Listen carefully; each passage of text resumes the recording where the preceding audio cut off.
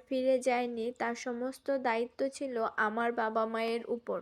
যখন আমার বাড়ির জন্য খারাপ লাগতো কিংবা একা লাগতো, তখন আমি আমার বাবাকে বলে ইতিকে আমার কাছে এনে রাখতাম। তখনও বুঝতে পারিনি যে খাল কেটে কুমির আনার বিষয়টি।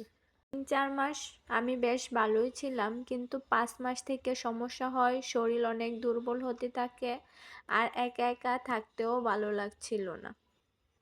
বাইরে তো যাওয়ার কোনো উপায় ছিল না, তাই মাকে বলে ইতিকে আমার বাড়িতেই নিয়ে আসলাম। আমার একাকিত্ব দূর হবে আর ইতি আমাকে কিছু কাজে হেল্প করতে পারবে। তবে ইতি আসার পর প্রথম প্রথম ভালোই ছিল।